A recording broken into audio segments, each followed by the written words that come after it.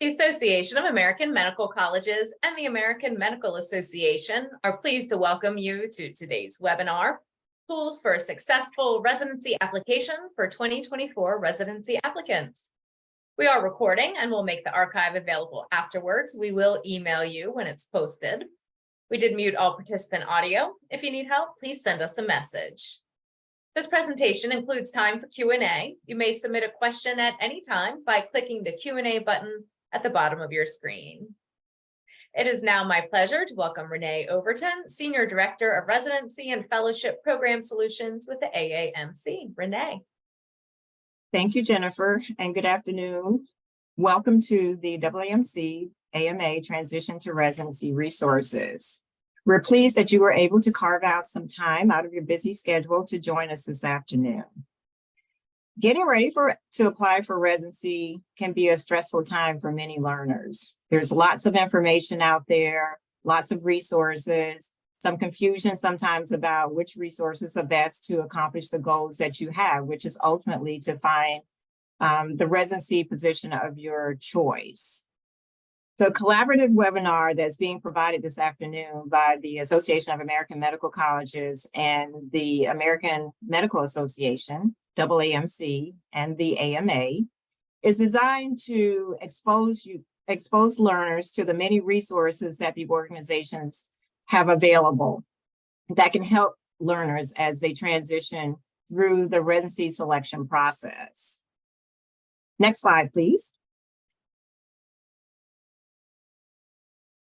We have a great line of speakers this afternoon to share information about the resources that both organizations provide to learners as they're starting to navigate and get ready for the upcoming academic and residency selection cycle. We will start our presentation off today with some information from the advisor perspective, and that's going to be provided by Dr. Marcy Verduin, Associate Dean for Students at the University of Central Florida College of Medicine. She will be followed by Mary Hallecky, who will give you an overview of the Careers in Medicine program at the AAMC, followed by Dr. Sarah Brotherton, who is Director of Data Acquisition Services at the AMA. And Dr. Brotherton will provide you with some information about the FREIDA tool that the AMA offers. She will be followed by Ms. Jessica Jones, who will provide some additional information about the AMA innovations. And then we'll round out our discussion from our panelists with Laurel Constantine, who is Senior ARIS Training Specialist at the AAMC. And Laurel will focus on the changes for the 2024 ARIS application cycle, which will include information about experiences, signaling, geo-preferencing, information in our learner guides and resources, as well as highlight some of the other T2R resources that are available for learners. So at this time, we'll turn things over to Dr. Verduin, who will provide that overview for advisors and learners. Dr. Verduin. Thank you so much, Renee. Well, as Renee mentioned, for the first part of this webinar, I'm going to be doing a brief overview of career advising resources that are available and how to best use them. There are a wealth of resources available, and it can feel overwhelming at times. And so what I'm going to be doing for the first 10 minutes or so is talking about each of these today with a specific focus on evaluating their quality and how to best use them. Later in the webinar, we'll dive into the functionality of several of these resources in more detail, but I'm going to focus on how to use these best. Also, for anyone who is not participating in the NRMP match, if you're participating in a different kind of match, some but not all of these resources are also relevant to you, but I've also given you some specific information related to your matches at the bottom of the slide. Next slide, please. So let's take a minute to talk about how to evaluate career advising resources. First, consider the source and credibility, and in particular, the years of experience and where they get their data from. You also want to think about who the resource is intended for so that you are using the right resources to meet your personal advising needs. You want to consider what the resource is designed to do and use it for that, and not try to use it for some other purpose that you wish it was used for. You want to know its strengths and limitations, and your individual context and unique situation matters. So filtering all of the information you get from these various resources through the input of a trusted advisor is key.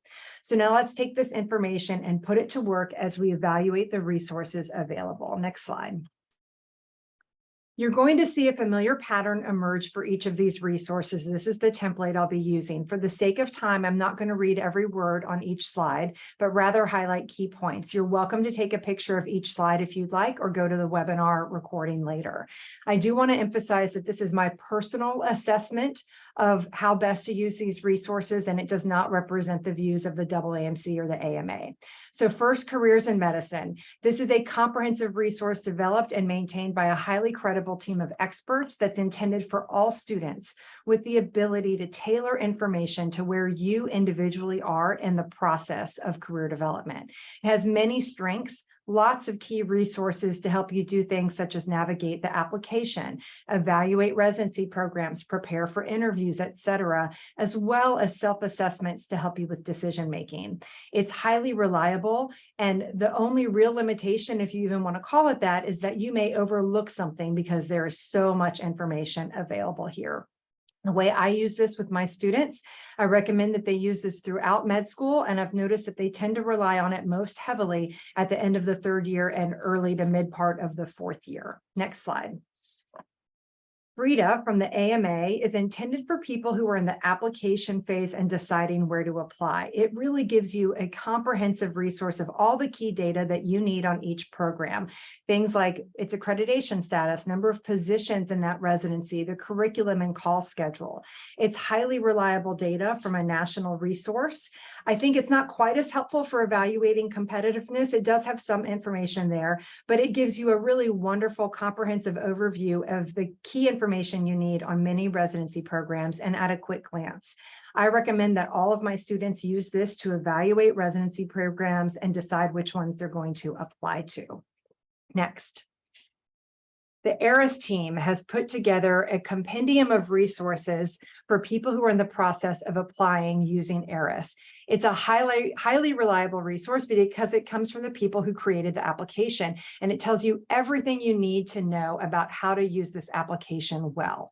It's not intended to tell you how competitive you are or specifically what you should include in your application. So, make sure you're using it for what it's intended for. I recommend that my students look through each resource available in detail so that they don't miss anything important. Next. The AMA also has put together a comprehensive resource on the transition to residency available for all students. There are a number of tools here that are available for different parts of that transition from student to resident.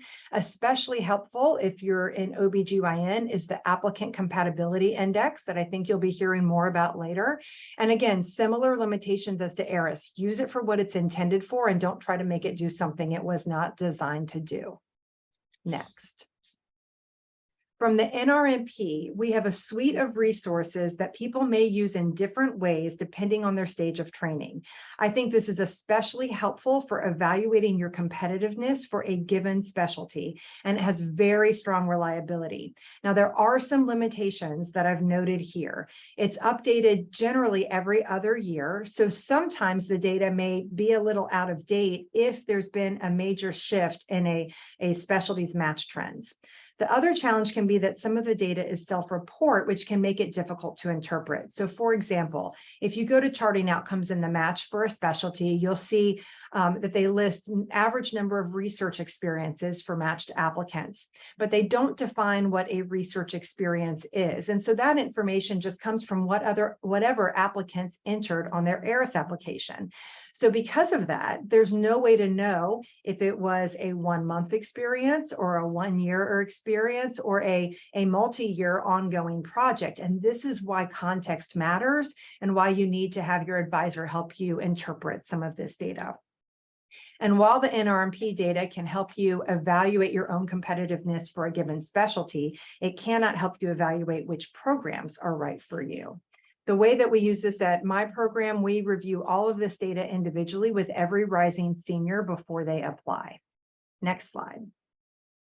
Residency Explorer. This is a resource that allows you to enter your personal characteristics and see how you compare to matched residents in specific programs across the country. It's highly reliable with the caveat that some data is based on self-report from program directors. And while I certainly hope that that data is provided accurately, anytime you have that human factor in there, there's some room for human error. It's excellent at helping you assess your competitiveness for a given program, and this is exactly what I recommend my students use it for. Next.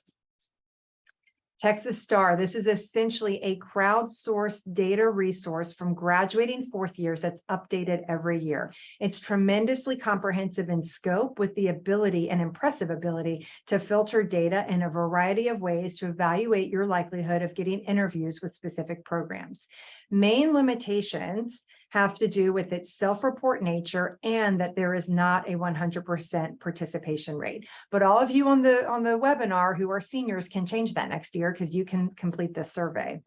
The missing data can be a bit of a challenge to interpret. So for example, if you're trying to see if a program interviewed somebody like you and they don't show up when you put all your data in, you don't know if they just didn't interview somebody like you, or they did interview people like you, but those are the people who happen to not complete the survey.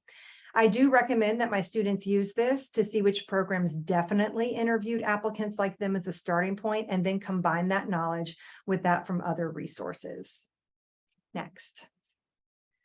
So Doximity, applicants desperately want a resource to tell them what the quote unquote top programs are in the country, and many turn to Doximity for this. And while I do think it has some helpful information, I don't think it's quite as reliable as applicants would like to believe. And the main reason for that are the limitations to the quality of the data that I've outlined on this slide. Another challenge that I really want to highlight, one of the main challenges, is that what is considered a top program to one applicant may not be a top program to another. It depends on the eye of the beholder, right? Like what is a top program to you? Is it research opportunity? Is it teaching quality, number of procedures? Each applicant has unique needs and wants, and this is why what's considered a top program varies from person to person. So with my students, if they're going to use this, I want them to use it as a supplement, but not their only resource for choosing residency programs to apply to. And next slide. Finally, there are a variety of other types of resources, including student-driven resources that I'm sure you have all heard and used, like Student Doctor Network and Reddit, as well as specialty-specific resources. The student-driven resources do have some limitations to their reliability. We have all known people who try to get ahead by pushing others down or giving out false information, and that is never more easy to do than on a website where you can post anonymously. The other challenge with student-driven information is that it's limited by what I call the N of one perspective, right? There's a limited sample size. The person posting only has their individual experience of applying to residency, but they've never been on the evaluating side of evaluating applicants. So that's a little bit of a challenge. These resources, though, can provide some helpful information if it's accurate. So for example, if people are posting accurately, you might know when a program has started releasing interviews. The specialty-specific resources, especially provided by program directors, should be highly reliable, and you should definitely read them. You can often find them by going to the National Program Directors Association for your specialty. Additionally, there's a resource called medmap.io. If you go to this resource and you plug in your specialty, it'll show you a map of the country and little dots where all the programs are in that specialty. This is great for helping you to kind of figure out where programs are in areas you're interested in. And if you're in the couples match, you can enter more than one specialty and focus on where there's a lot of overlap in particular geographic regions. So I recommend that my students use the specialty-specific websites that are developed by program directors and read everything there. If they choose to look at student-driven websites, I urge them to use caution, and especially to evaluate that content against other more reliable sources, including their advisor, who generally has a much broader perspective than the N of one. And my final slide. So taking all of this together, to build a strong strategy for your application, you need to meet with your advisor or a trusted faculty member and review these resources together. You need to get their input and perspective to develop a strong strategy. If you and your advisor do not agree on a strategy, then you need to either ask questions and better understand their concerns, or get additional input from others who have that broader perspective than the N of one. And finally, while I am all for having hope for your future, and I think you should have hope for your future residency, hope itself is not a strategy. You need a strategy backed by data and resources in order to have success in this process. And with that, I am going to turn it over to the Careers in Medicine team. Great. Thank you so much, Dr. Verduin. As you mentioned earlier, I'm Mary Hallecky. I'm the director of the Careers Medicine program here at AAMC, and really hoping to spend some time talking through what the program is and how it can help you as you prepare for your transition to residency. Dr. Verduin already did my job a bit here and did a great job talking through CIM at a high level, but I always think it's important to understand a little bit more about why CIM exists. So for some quick context before we get into some of the slides, I just wanted to mention that we do know from career development theory across all industries that people are more satisfied in their careers when their values, their interests, their personalities, and skills all intersect. And the same is true for practicing medicine, and that's really the intent around careers medicine. It's to help students use tools and information and resources to choose a specialty and a residency program that meet individual career goals. CIM is a free program for MD and DO students. And you may remember taking one of our assessments, the MSPI, or the Medical Specialty Preference Inventory, early on in your medical school career. But as Marcy mentioned earlier, there's several resources for you to prepare for your residency applications. So on the next slide here, what you see is a screenshot of our website, and it's laid out to reflect those 4 phases of the CIM program and to create ease in locating those resources, tools, and data that are related to and appropriate for each of those phases. Phase 3 and 4 include the resources most relevant to the transition to residency, so that's where I'm going to spend the majority of my time today. And just a quick reminder that the CIM program is designed to be used throughout your time in medical school with a faculty and staff advisor as you make important career decisions and prepare for your transition to residency. So on the next slide, I wanted to share a few useful tools and resources as you prepare for the transition to residency by showing the drop down of information there within the 4th phase when you hover over Prepare for Residency on our website. This is really the tip of the iceberg here, and as Dr. Verduin mentioned, really encourage you to explore the site in more detail, not just the areas that are highlighted above, but for the purposes of today's webinar, I want to talk through some specific information and resources, including the Residency Preference Exercise tool and some additional resources that help you in this transition. So I'll start with a few of those resources on the next slide here. First is the Residency Program Evaluation Guide, and that's really here to support you in assessing programs after interviews and after rotations, and that's what you'll see here in the upper right-hand corner. We also have information and guidance to help you rank programs, general info on the overall match process, including SOAP, interviewing tips, etc. So a whole host of information we encourage you to explore. But on the next slide, I want to spend most of the time that I have today talking through the Residency Preference Exercise, or as we refer to it as the RPE. So in addition to all those articles and resources, this is one of the main tools we have within CIM to support the transition to residency.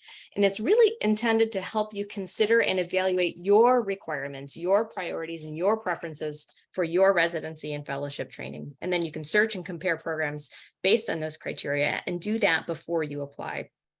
Again, as I mentioned earlier, the main goal of CIM is to help find specialties and programs that align with your values, skills, and interests. And the RPE tool is designed to do that as you consider what's important to you in a residency program. It's really meant as a reflective exercise and not a selection tool. And it features 2 parts. The first part is what you see here, and this is where you complete a residency preference profile. So this is where you assess and you rate program attributes based on how important each one is to you. The program attributes can be related to educational opportunities, clinical duties, patient care, staff characteristics, quality of life, work-life balance, etc. So once you get through the first part of this exercise, it produces a list of criteria like the one that you see here that's most important to have present in your eventual training. So you can create as many RPE preference profiles like this one as you want, and you can name each profile so that they can be easily identified later. And then on the next slide, once you've completed research programs of interest, you'll be able to go back to the residency preference exercise and create program lists. Then you can rate and rank the residency programs within your list, like the one that you see here. You can select a different preference profile if you've completed more than one, and then you can rate each program against those attributes that you find most important. Again, you can have multiple program lists. Some students create lists representing preferred geographic locations, different specialties, PGY1 or PGY2 programs, categorical versus prelim, or other important criteria to you. And then on the next slide, once you have a program rated against your criteria, RPE creates a mean score or overall rating that you can see at the top right-hand portion there. So once you have rated at least 2 programs, your ratings are then presented for each of the programs that you choose to compare. And this information is used to determine the strength of each program in meeting your desired residency criteria. Again, this exercise is really intended to be reflective and used before you start your application so that you can consider what you desire in a residency program. So this is for your own individual use. It's not shared unless you want to. A lot of students do use it directly with their advisors. And some students also find it helpful to work through this multiple times, whether going through rotations and then do it again after the interview process so that they can reflect on their actual experiences with those rated factors.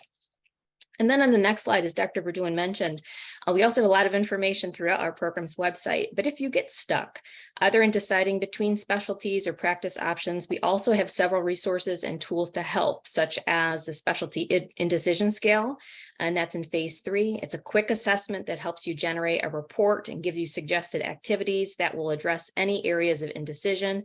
And we also have several resources that are devoted to various practice options beyond the clinic. And then lastly, here on the next slide, really just wish you luck on your application and residency decision process. And if at any point you want to contact our team, you can scroll to the bottom of any of the Careers in Medicine websites and click Contact CIM. This will bring up a web form that will reach our team directly once it's submitted. It does require a sign-in for all US, Canadian MDs and DO students, but you should have access. And if you're not familiar with the CIM program, there's also a few pages that you see highlighted at the bottom there that should help you get started. So we encourage you to work with your advisor during this process and hope that you explore some of the resources and tools that we have here as you go through the journey. And now we're going to turn it over to our next presenter. Thanks. Thank you, Mary. Good afternoon. My name is Sarah Brotherton, and I manage FREIDA, the American Medical Association Residency and Fellowship Database for the Medical Education Unit at the AMA. Today, I'll be touching on some of the highlights for using FREIDA to most efficiently find residency programs that may be of interest to you. The AMA and the AAMC jointly survey residency programs annually. In fact, the survey just opened last week, and programs are already busy completing the new survey, eager to update information about their programs. The two organizations share that information, so you will see that both FREIDA and the AAMC's Residency Explorer have some of the same information, but it may be organized or presented differently. Besides the annual survey, throughout the year, programs edit and update their information on FREIDA. Next slide, please. First off, the programs that are on FREIDA are all ACGME accredited. Besides all those 13,000 plus programs and 35 different filters you can use to search for programs, you also have the ability to save your searches. If by using a certain set of filters, you find a particularly enticing set of programs, say in pediatrics, with features you like in an area of the country you're interested in, you don't have to try to recreate that search again. We also have information on the training sites affiliated with those programs, information on different specialties, including program statistics in those specialties, and a video gallery. Next slide, please. To begin a search on FREIDA, you need to start with a specialty. You can search up to 5 specialties at a time, but because there can be hundreds of programs in each of those specialties, things will get overwhelming fast. So most people will filter on a location. You can select a region of the country or individual states, as many as you want. Another popular feature is program type. Are you looking for a program that is university-based or a community-based program, or a program that's community-based but university-affiliated? A military program, a large program with lots of residents, or a smaller, more intimate one? Do you have visa concerns? Do you need to know that the institution will help you get an H-1B visa? Are you looking for a program with preliminary positions as you plan on going into dermatology, radiology, or another specialty that has programs that often require a preliminary year? Do you anticipate needing assistance for childcare? And let's face it, you're going to want to know how much your salary will be and how many hours you'll be expected to work to get that salary during your first year. That's something you need to know at the outset. You can filter on that right away. You can filter on these and other characteristics, but keep in mind that if you use too many filters, you'll end up with 0 result. Next slide, please. Some of the most important information you're going to want to know right off about a program is about whether it's accepting applications. FREIDA posts information about the upcoming application cycle as well as the next one.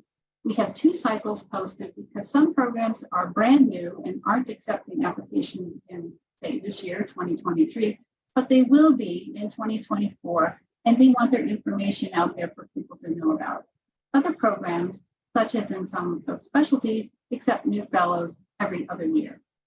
Besides application and interview dates, some of the other application information FREIDA has includes NRNP match code, the number of interviews the program conducted the past year, and USMLE Step 1 and 2 and Complex Level 1 and 2 requirements for interview consideration. That will include whether the program has or doesn't have a minimum 3-digit score requirement for interview consideration, which is something many in this audience probably don't have to worry about, but some applicants will have actual scores from their exams because they took the exam before pass-fail was implemented. FREIDA also has whether the applicant needs to have passed the exam, regardless of an actual score or not, for interview consideration.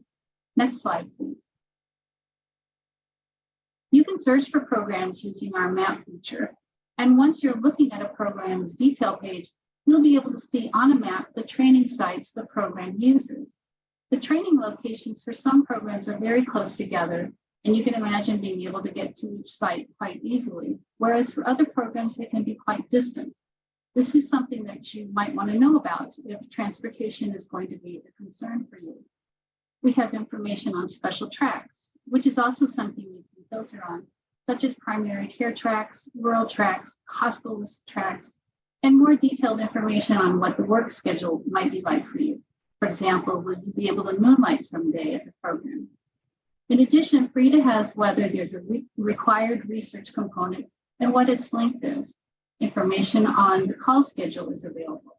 We also have medical and dental benefits information, whether there is a housing stipend, free parking, meal allowance, technology allowance, different types of curriculum, such as international experience, instruction in medical Spanish, leadership. There's a lot you can find out about a program once you dig deep into FREIDA. Next slide. The institution directory on FREIDA provides information on the institution, but also lists all the other programs that an institution sponsors or is affiliated with. So you can get an idea of who else you might be rotating with at a particular institution. Or maybe you are considering subspecializing and you want to know if you have that option to do so at the same institution as your residency, as that institution has a program in the subspecialty you're interested in. We also list which medical schools have an affiliation with the institution.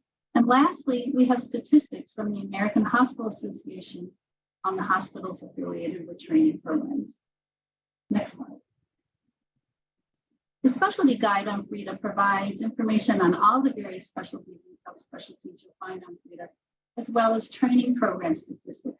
You can see how a program that you're interested in compares to the average program in that specialty in terms of vacation days, salary, program size, number of faculty, and other items. And we also have information on what graduates in a specialty do next after graduating from a program, as reported by the program director. I appreciate this opportunity to provide you with a brief overview of FREIDA. Thank you very much. And I'll hand this over now to my colleague, Jessica Jones, also of the AMA. Thank you, Sarah. Hi, I'm Jessica Jones, Director of Product Development at the American Medical Association. I partner with Sarah on FREIDA and also lead product teams on UME and GME educational programs. Next slide, please. The AMA has created a portfolio of road to residency resources to help you find the residency that's right for you. To get started, go to freida.ama-assn.org and select Video Gallery from the Tools and Resources menu, and you'll see the Road to Residency video series featured on the left. Start off by watching an overview of the process, tools, and key stages of residency application. These 5 videos include an explanation and how-to for ranking, match week, SOAP, application budgeting, and more. Then take a deeper dive. I'm sorry, back one slide. Take a deeper dive into budgeting by looking at our residency calculator featured on the right. Explore application fees, look into what expenses could be, and learn how your costs could change based on the number of specialties and programs you choose to apply to, as well as personal travel expenses. So the lesson here is plan ahead to save money now, and you'll reduce your stress later. Next slide. New in our portfolio of resources is the Road to Residency Interactive Guide. Just released, it's expanding our availability to dive deeper into research, planning, and the requirements surrounding residency application. The guide includes a to-do list and is organized by month to share tips on what to do and how to keep organized. We know this can be an overwhelming experience for many, so we made sure to keep the information bite-sized and collected all the reference links to many important organizations in one place. You'll find links to the tools and organizations involved, such as the AAMC, ACGME, ECFMG, ARAS, NRMP, just to name a few.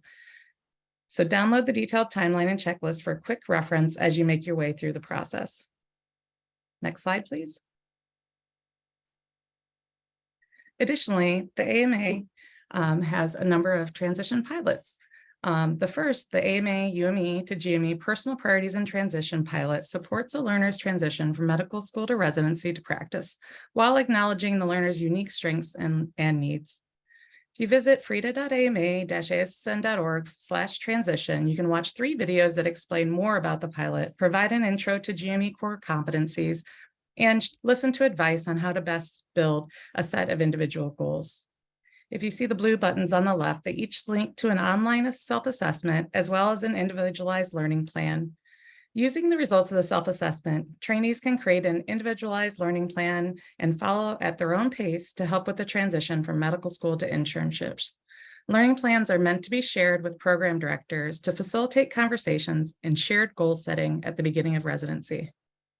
The AMA is now working on expanding this pilot by developing a transition education curriculum to support the UME to GME learners and faculty throughout the continuum. As mentioned earlier, the FREIDA Alignment Check Index, also known as ACI, piloted last year as a result of an APCO Reimagining Residency Initiative and an AMA APCO Thalamus Education Research Project. The tool allows residency applicants to compare personal experiences and characteristics to the domains that residency programs consider in their own program's assessment. The tool is only for OB-GYN applicants at this time. If you go to freida.ama-assn.org and select OB-GYN ACI from the Tools and Resources menu, you can get to the tool. Right now, the ACI is being updated with this year's data and will be available mid-June. If the program and applicant data continue to yield positive results, the AMA will be expanding the tool to additional specialties in 2024 and beyond. Next slide, please. The AMA wants to help you make the most out of your medical school experience. This non-clinical education teaches you about being a coachee, as well as how to grow as a leader. If you visit edhub.ama-asn.org, you can learn how to effectively communicate with your med school coach throughout this online learning series. You'll feel prepared to build a relationship with your coach and make the most out of your time together.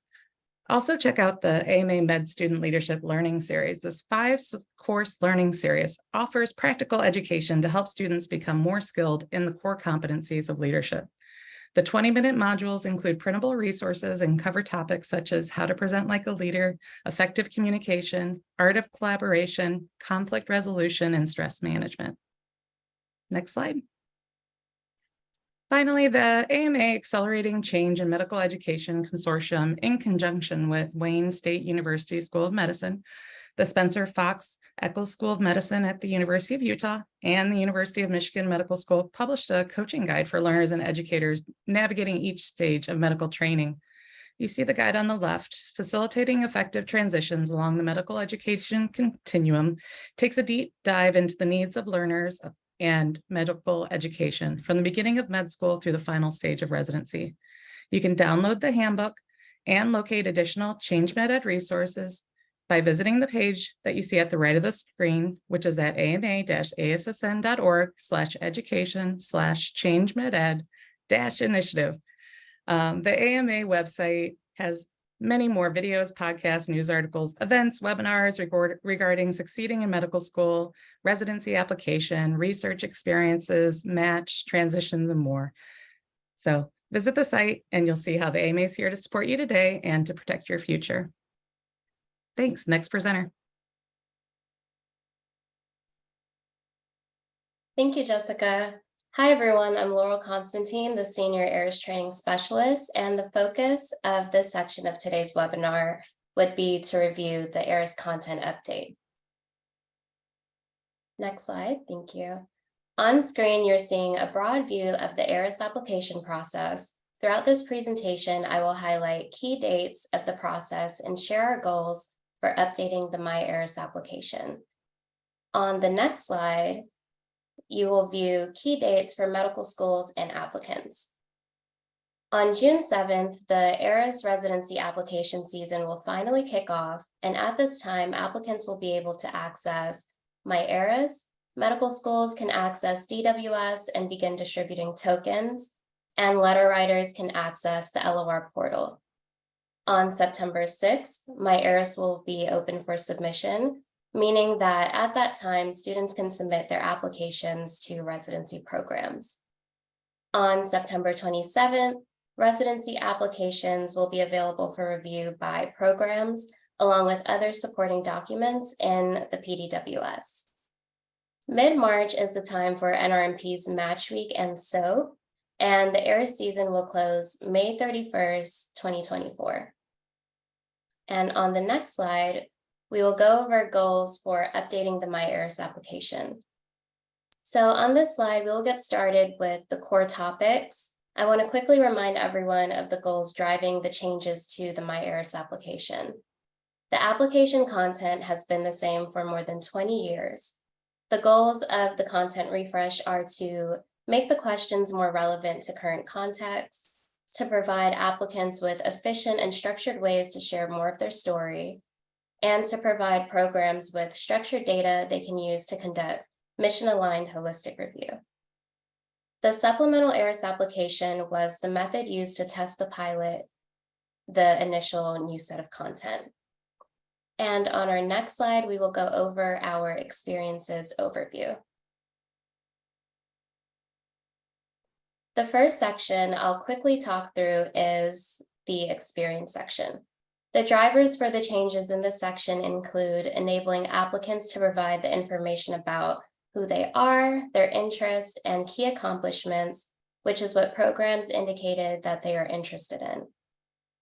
It is also to allow applicants to highlight specific experiences that are most meaningful and to capture data in a way that supports and drives holistic review by programs.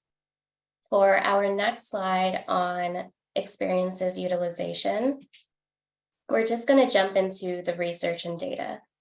The AAMC surveyed applicants, advisors, and program directors during the 2023 ARIS cycle. Program directors completed a survey about their experiences back in November and December of 2022. 94% reported using the experiences data as a part of their holistic application review, 79% as a tiebreaker to help decide whom to interview, and 87% as a part of their preparation for the interview. And 87% reported using that information for preparing for interview for applicants that they would have otherwise overlooked. And for 70% of the reported information collected about experiences, it helped them gain a better picture about each applicant. In the applicant survey, more than 60% of respondents agreed or strongly agreed that the updated experience types, focus areas, and key characteristics allowed them to show what was important to them. And for our next slide, We received a number of questions asking why and how the decision to limit the number of experience entries to 10 was made. The decision to limit the number of experiences was informed by data from previous seasons, as well as user feedback and focus groups. Advisors and program directors discussed how applicants feel pressure to focus on the quantity of experiences instead of the quality of the substantive aspects of experiences. Postgraduate training is now included in a separate section of the updated ARIS application. So several of those experiences should no longer be listed in the experiences section. Therefore, experiences will be limited to 10 for the ARIS 2024 cycle. And moving on to our next slide, we will go over some of the summary and changes of the experience section. Applicants will be able to focus on as many as 10 experience entries that communicate who they are and what is most important to them. Applicants can designate and describe up to 3 experiences they identify as most meaningful with a short description. New experience type will be available to choose from, along with more descriptive information about each entry. Applicants can easily showcase the mission-focused characteristics of the experience to support holistic review of their application by selecting the setting, focus area, and key characteristics. As for the impactful experience, applicants will have the option to describe any challenges or hardships that influence their journey to residency. This could include experiences related to family background, financial background, community, setting, educational experiences, and/or general life experiences. This question is intended for applicants who have overcome major challenges or obstacles.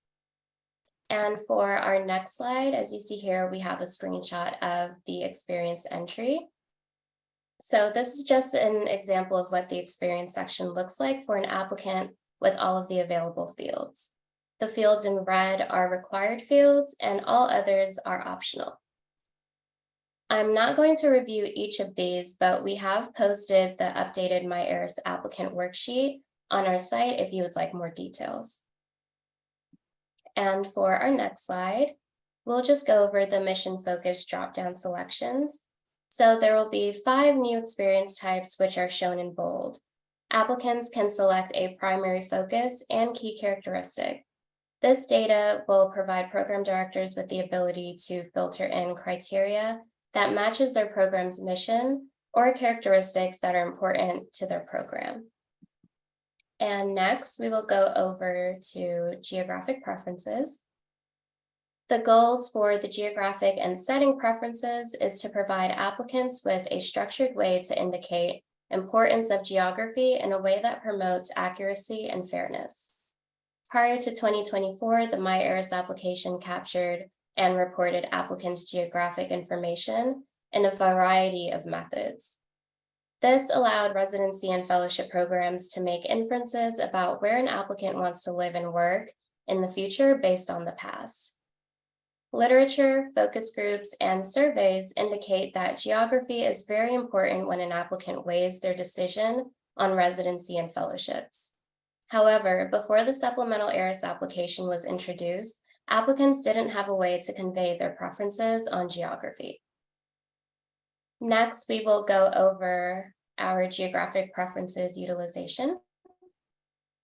So, what did program directors report about using geographic preferences?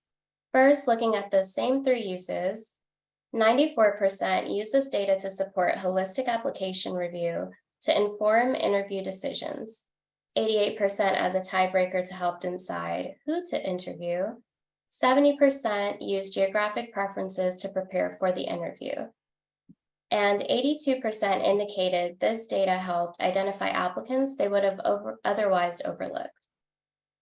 When looking at some of the applicant feedback about geographic preferences, nearly 90% of respondents indicated that they would not have changed their geographic preferences, even if they were given the opportunity to report differently to different specialties, to each specialty.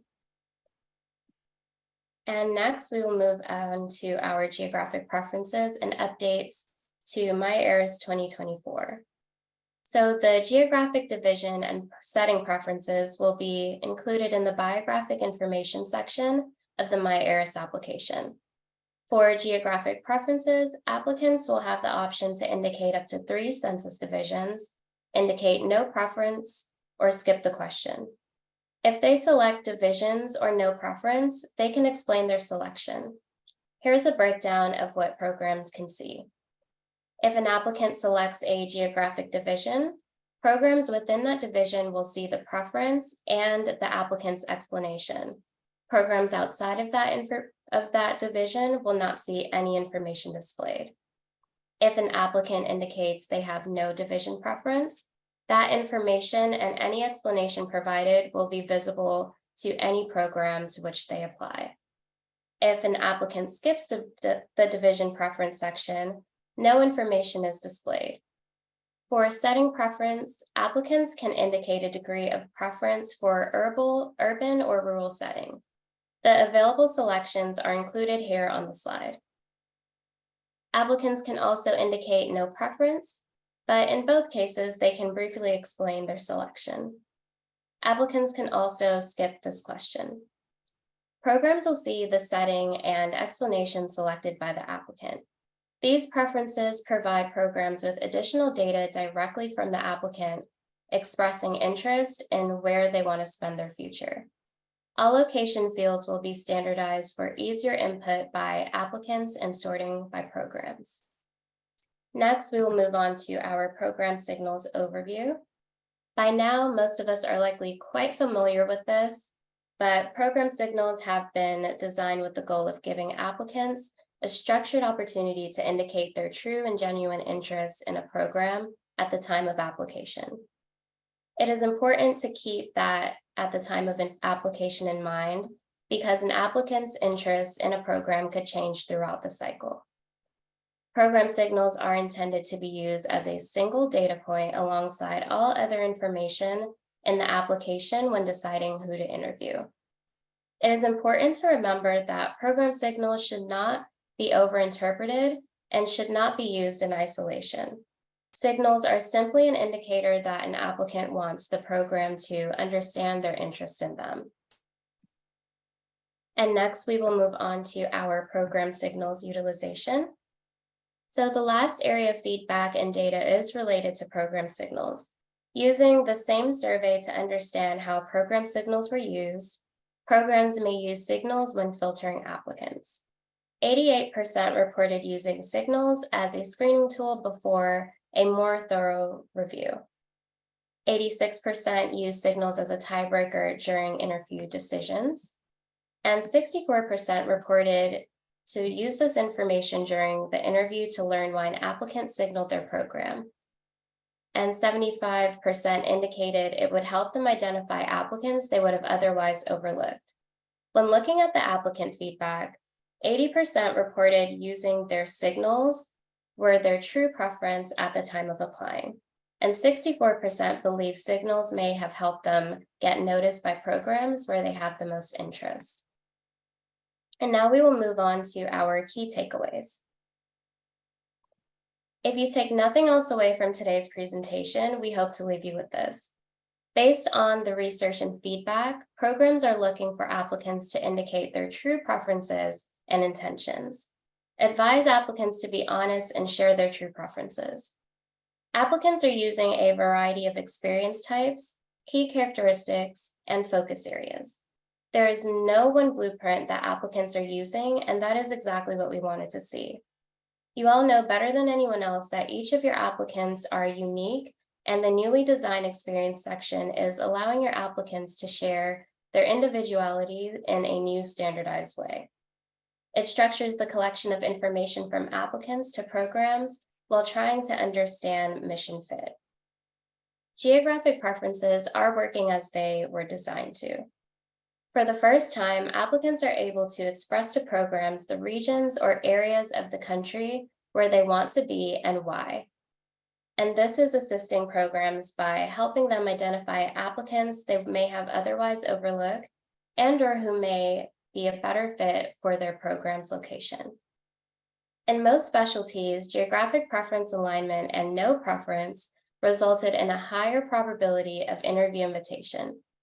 When considering geographic preferences alone, the highest likelihood of interview invitation occurred when an applicant's geographic preference aligned with the program's location.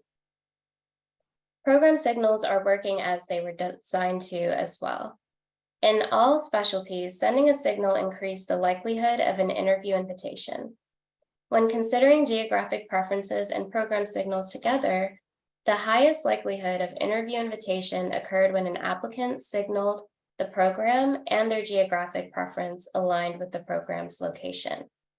There are little to no group differences by applicant type, race, ethnicity, and gender. Now we will move on to the addition of program signals to MyERAS. As it relates to program signals, applicants will be able to provide signals at the time of submitting their MyERAS application. Program signals will only be available for specialties and programs who agree to participate. Within the PDWS, program signals will be reported such that a program will only know if an applicant signaled their program. If the applicant signals the program will see the word yes, or if the program is participating in the tiered signaling program, they will see applicants who sent them a gold or silver, and they would see the words gold or silver signal rather than seeing the word yes. If the applicant does not signal a program, signals a different program, or skips the question, the program will receive no information.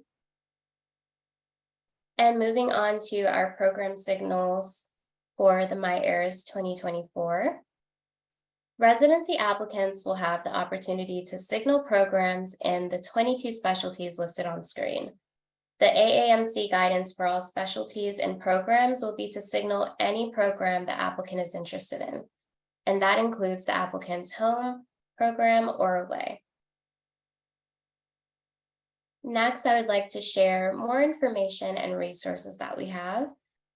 So here are the QR codes. Oh, thank you. You can find more information about the data, changes, and details for programs by taking a picture of these slides and utilizing the QR code. And next, we will go over our AAMC resources supporting students in their transition to residency. So the AAMC as a whole has been investing time and resources to support students in their transition to residency. Examples include the Careers in Medicine program, FIRST, or the Residency Explorer. You can access a lot of these resources from the link below on the Apply Smart page. One tool that I want to highlight is the Residency Explorer tool. It's a research tool that compares you to residents at various programs. What is exciting about it is that it's a tool developed via shared partnership with 8 other organizations listed at the bottom. The AAMC and ARIS doesn't own it, but we manage and maintain it. You can clearly locate it from the Apply Smart page as mentioned, but you can also navigate to it by going to www.residencyexplorer.org. If you click on the FAQ link on the main landing site, you can find more information about this research tool.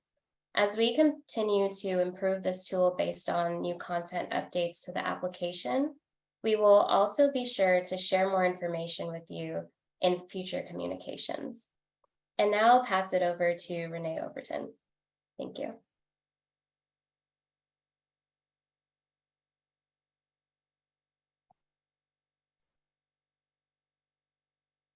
Thank you, Laurel, and all of our speakers. Some technical difficulty. Thank you. Thank you all for presenting this great information to our learners this afternoon. We have some time for Q&A, so I'm going to just jump right in and ask our panelists to please present themselves, and I'll start with the first question, and this would be directed to Dr. Verduin. It says, regarding the section on extension or interruption of medical education, for those learners who have participated in the academic teaching and research year, typically between the 3rd and 4th year, would you recommend that we select yes in that box? Dr. Verduin? Yeah, thanks, Renee. Again, this is probably one of those context things that depending on your circumstances, you should discuss with your advisor, especially how to describe that. I recommend to any of my students who take an extra year, if they've taken more than 4 years to get through medical school, whether it's because they took time off or were in a joint degree program or did a research year, that they do indicate yes, and then explain the reason. I think more information is better. If you don't give information, then the program director is left wondering what happened, why did it take more than 4 years for you to go through? So that would be my recommendation, but how you explain that would be something to discuss with a trusted advisor. Thank you, Dr. Berdouin. Next question. Is there a plan to update Residency Explorer to account for step 1 going pass fail? I am not in charge of updating Residency Explorer, so I don't know who would know that. I would assume so. I saw, if you don't mind, Renee, I just saw there was another question on there about if it was kind of outdated, like, is the data accurate? There's a question about that as well. When I looked it up, it looks like they are including data right now from 2018 to 2022. So that's the current range of years that they're providing data. I would imagine that as things like the NRMP updates their resources provided to reflect a pass-fail step 1, that we'll start to see that data be updated. But I don't know if somebody else on this team has better information than I do. Sounds like that is to be determined. So hopefully some information will come out about that soon. Next question. For Mary Hallecky, is the Careers in Medicine a subscription-based tool? It is if you are not, if your institution is not a AAMC member. So for all US, MD, and Canadian students and advisors, it's complimentary. It's part of your institution's membership with the AAMC. And we also have an agreement with AACOM to provide Careers in Medicine access to all DO students. For IMGs, you can also subscribe on your own. So it is subscription-based if your institution's not a participant. If you go on the Careers in Medicine's homepage or any website, on the bottom, it has a how to access page. We do work with some international institutions to provide access to their students. But if not, you can always purchase a subscription directly through that link on the bottom of our webpage. Okay, thanks, Mary. Next question for Dr. Brotherton. Can advisors get a discounted rate for FREIDA access? Well, thank you, Renee. Anyone can use FREIDA. There's no charge for accessing FREIDA. There are some additional features to FREIDA that are available to AMA members, but anyone can access the information that's on FREIDA. There's no charge. Thank you, Sarah. Next question. For Laura, can we begin to enter data into ARIS on June 7th? Yes, so once applicants receive their tokens, you will be able to enter your application data in the MyERAS application. Perfect, thank you. And while I have you, next question. What are the character limits for the experiences and most meaningful experiences? So for the experience section, when you're entering on that screenshot that we showed, it is 1020 characters. And for the most meaningful experience explanation, it's 300 characters. Okay, thank you. Let's see, next question. Lots of ARIS questions, but I'm going to try to spread things around a little bit. Regarding the UME, GME personal priorities and transition, this would be for Jessica. You talked about there being a pilot. So who is the pilot available to?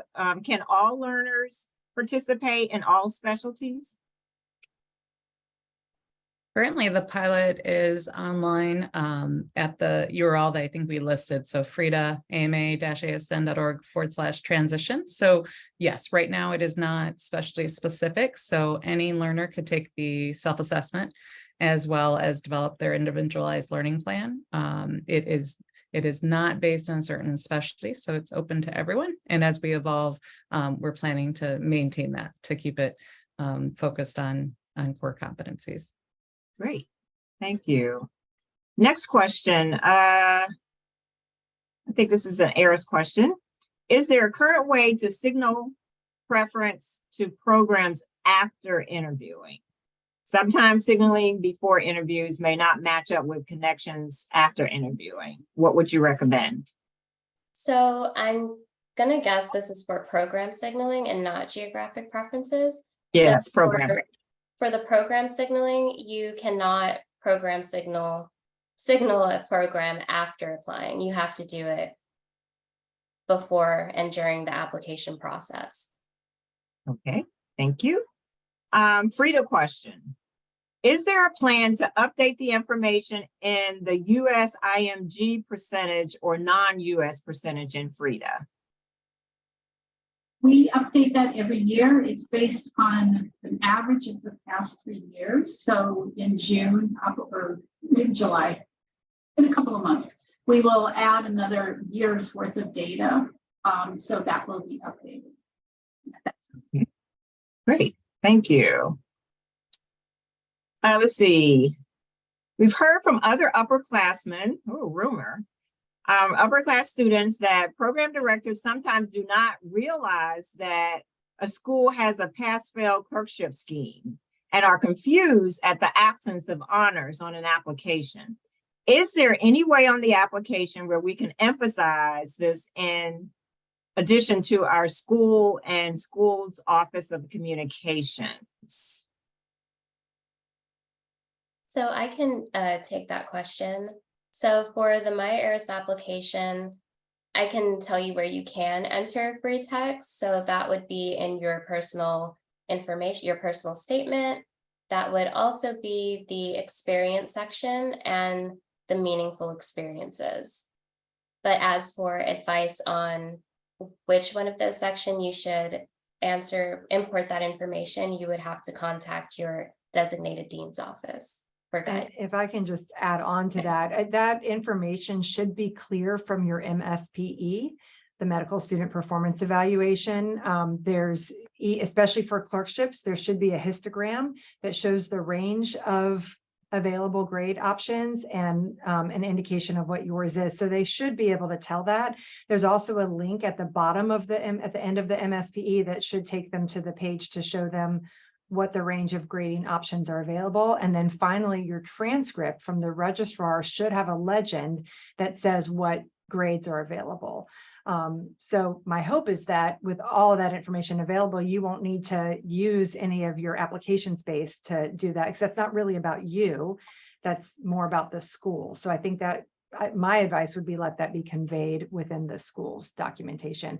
And maybe it's something to talk with the dean of students about, or whoever writes your MSPE, about making that piece very clear in their MSPE template for everyone. Thank you. Another question for you, Dr. Verduen. It says, I am looking for an experienced mentor advisor in the medical field. I am an IMG with the ECFMG certification. Any guidance on how to identify a mentor or advisor?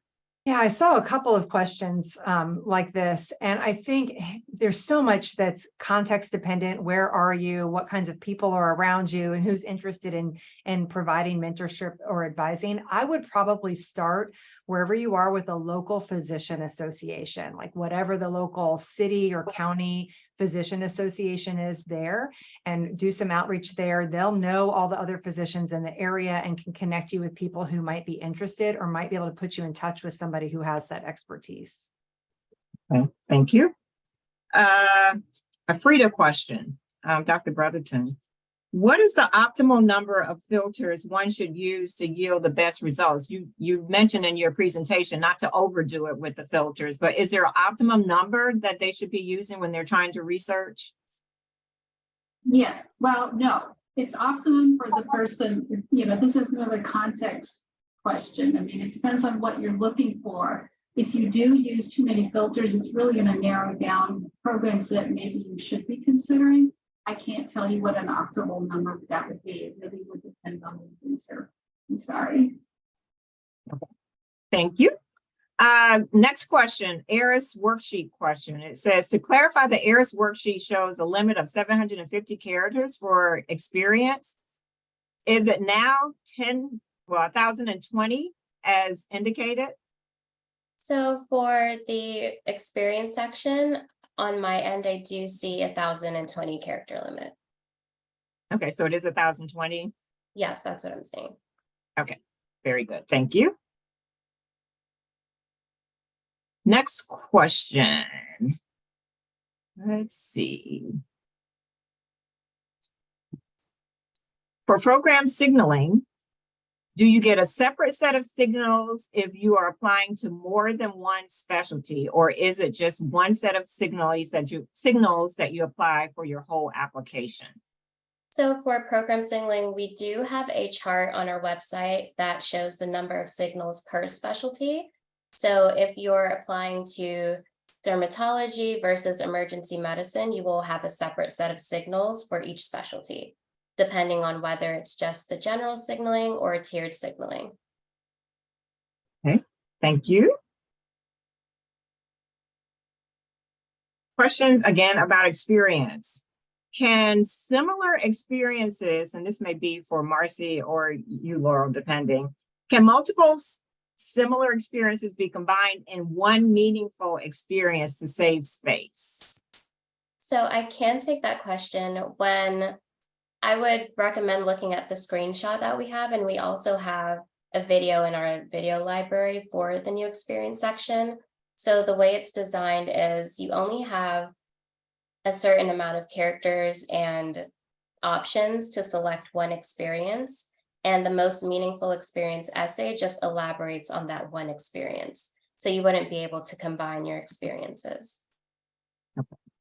Can I answer the advisor perspective? Because I think that's a great technical response.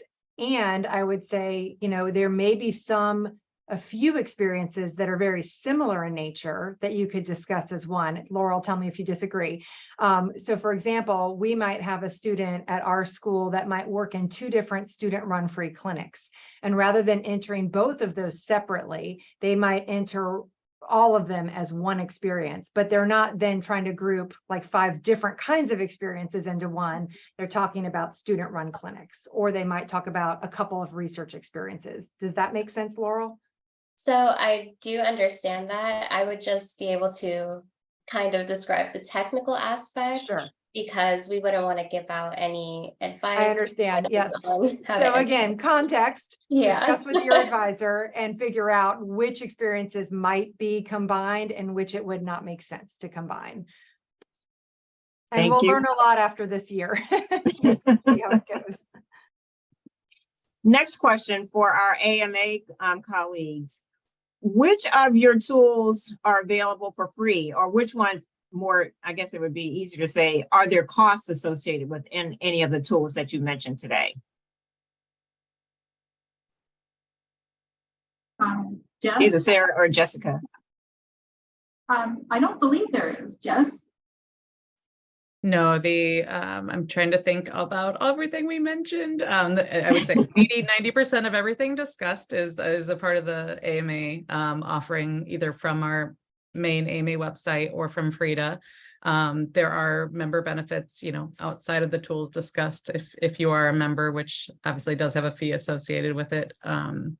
I put a list of links in the chat just to be helpful as well. I know there'll be a lot of links included in the presentation that's distributed. Happy to follow up if there is a specific question. We added the FREIDA contact email in the chat as well. But the AMA membership for students, how much? $20 a year. $20 a year. It's a bargain. Sounds like it. Thanks, ladies. Next question. Should we explain red flags on the application, such as an excess leave of absence or an exam failure in the personal statement? Or where would we explain this in writing on the application if we should do so? Marcy? Sure. And I think, Laurel, there is a place on ARIS where they can discuss some of those like exceptions, especially if they were interrupted. So you could definitely write about it there. It needs to be discussed somewhere. The way that I think about this is, in the absence of information, the human brain tends to fill in negatives. right? So if you don't really explain what happened, the program director is going to imagine the worst, and you don't want them to do that. So you want to give them enough information that reassures them that if you had a bump in the road, that you have grown from it, matured through it, overcome it, provide some context. You can do this in the personal statement if you would like. You could do this in the section on ARIS where it explains where you're explaining extensions, or you could do it in conjunction with your medical school in the MSPE, especially there's a place where they can describe if you had extra time. And so I think for each student, the way that you do it might be a little different. And so talking with your advisor or student affairs dean would be good, but you definitely want to explain it. So just to add on to, sorry, Renee, just to add on to what Marcy said, the section where it lists additional questions that, for example, if your medical license has ever been suspended and things of that nature would be listed in the licensure section under additional questions. Thank you. Next question is the ARIS question. Is there a benefit to submitting the ARIS application on September 6th as opposed to before September 27th? Is there any benefit to the learner? So submitting your application before September 27th, as opposed to, well, on September 27th, as opposed to September 5th, there really, well, 7th, sorry, there really isn't a benefit since programs review all of the information at once. So for the program aspect, once they log in on September 27th at 9 a.m., they'll just see all of the applications. It wouldn't be listed in the order in which it was received. So whether you apply September 6th, the 15th, or the 26th, it'll all be the same. Thank you. Another question about geographic preferences. Does geographic preferences apply to every specialty? So if someone is applying to multiple specialties and they enter their geo preferences, is that information shared in all specialties? So since it is now included in the MyERAS application, whatever information you put there would be seen by all of your specialties that are within that division if you preference signaled that program. So it's not necessarily specialty dependent. I would say more so it's whether or not that program is in that division you preferenced. But they would see that information if they're in that division because it's included in the MyERAS application and not separate.